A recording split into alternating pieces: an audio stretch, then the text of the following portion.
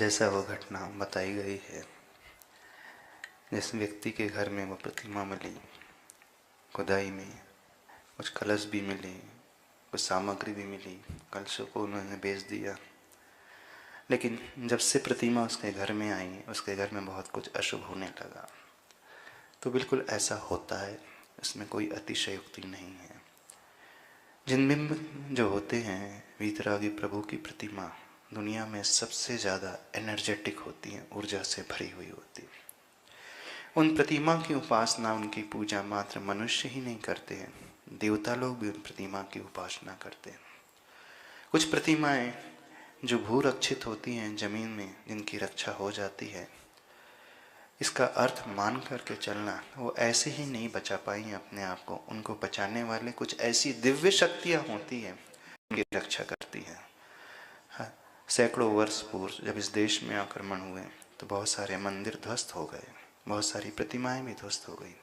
लेकिन जो बच गई हैं वो सामान्य नहीं, वो अतिशयकारी प्रतिमाएं मानी जाती हैं।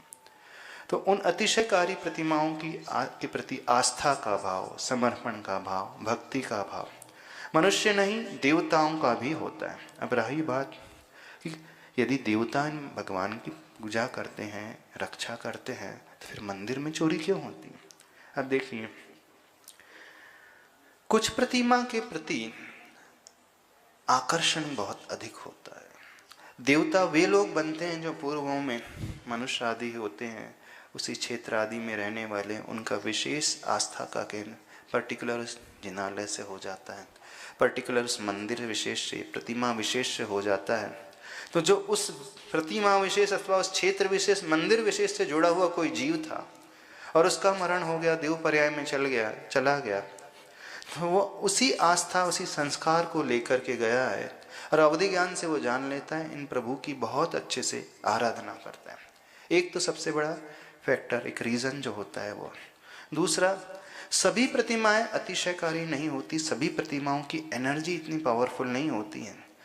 कुछ ही प्रतिमाओं की एनर्जी इतनी पावरफुल इसलिए होती है क्योंकि जिस मटेरियल से वो प्रतिमा बनाई है, मटेरियल की भी अपनी एक एनर्जी होती है। दूसरा, जिन गुरुओं ने, जिन आचार्यों ने उस प्रतिमा में सूर्य मंत्र दिए हैं, वे गुरु जितने प्रभावशाली, साधना करने वाले, सिद्धि आदि को रखने वाले हैं, तो उनके द्वारा दिया हुआ सूर्य मंत्र उस प्रतिमा में अतिशय को कई गुना बढ़ा देता है। तीसरा फैक्टर है, जिस व्यक्ति ने उस प्रतिमा को विराजमान किया, वो जितना नीति न्याय वाला धन रहता है, जितने अच्छी विचारधारा वाला होता है, तो उस प्रतिमा की ऊर्जा को कई गुना बढ़ जाते हैं। चौथा फैक्टर होता है, उस प्रतिमा को पूजने वाले जितने अधिक लोग होते हैं, तो उस प्रतिमा की ऊर्जा और बढ़ जाती है। पांचवा फैक्टर होता है, जिस लैंड में वो प्रतिमा विराजित होती है, तो लैंड की भी एक एनर्जी होती है वास्तु के हिसाब से, तो लैंड एनर्जी भी उस प्रतिमा की एनर्जी को बढ़ाने वाला होती है। छठवां एक फैक्टर होता है, यदि जहाँ वो प्रतिमा विराजित होती है वो एरिया पूरे वास्तु के अनुरूप कंस्ट्रक्ट है, तो वो एनर्जी को भी कई गुना बढ़ा देता है। ऐसे 5-6 रीजन जो होते हैं प्रतिमा के भीतर ऊर्जा और अतिशय को प्रकट कर देते हैं। तो जो घटना घटी तिजारा में, वो सामान्य प्रतिमा नहीं थी, मान करके चलना वो विशेष प्रतिमा थी।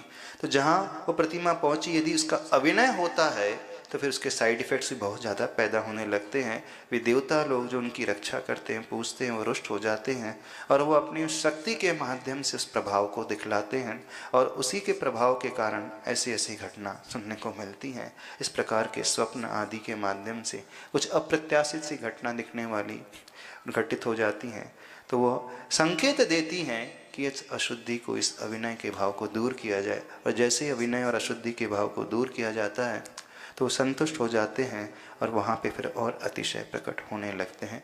वो बहुत अच्छे से भक्ति भाव से भर करके प्रभु की पूजा करने